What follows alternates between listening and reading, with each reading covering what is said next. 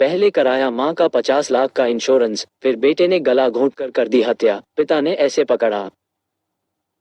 दोस्तों, अगर चैनल पर नए हो तो सब्सक्राइब जरूर कर लीजिए।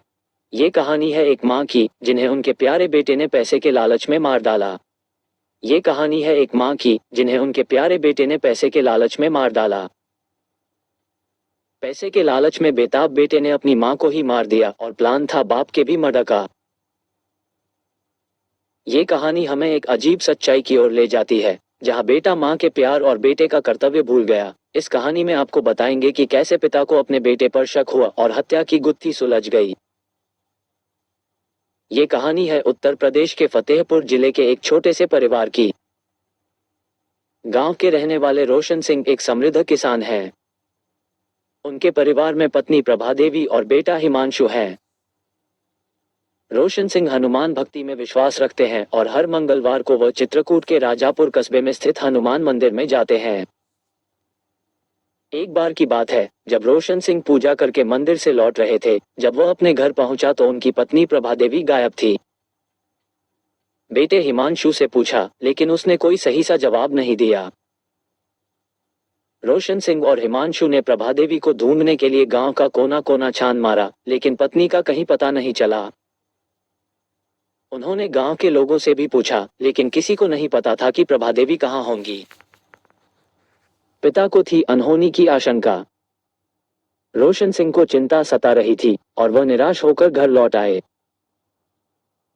उन्हें लगा कि कुछ बुरा हो गया है और उनकी पत्नी को खो देने का डर उन्हें सता रहा था। उन्होंने अगले दिन पुलिस को सूचित किया और उन्होंने प्रभा देवी को ढूंढने के लिए तत्पर जांच शुरू की। जब रोशन सिंह ने अपने बेटे से पूछताछ शुरू की तो उसने पूछा कि उसकी मां घर पर है या नहीं, कहाँ गई। बेटे ने कहा कि शायद वो कुछ कह रही थी, वो अपनी दादी के घर जाने की बात कर रही थी, हो सकता है वो वहां गई हो। उसका पता लगाने के लिए रोशन सिंह उसके ससुराल भी गए, लेकिन कुछ पता नहीं चला। वो वहां भी नहीं थी। ट्रैक्टर की मदद से फेंका शव। अगले दिन रोशन ने देखा कि प्रभा देवी की चप्पलें घर में रखी हैं। उसे संदेह था कि प्रभा देवी बिना चप्पल के कहीं नहीं जाती होगी।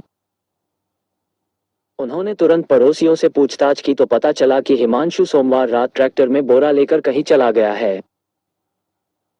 जब रोशन ने अपने बेटे से इस बारे में पूछा तो उसने कहा कि यह बोरी नहीं है, उसने कुछ और ही देखा होगा।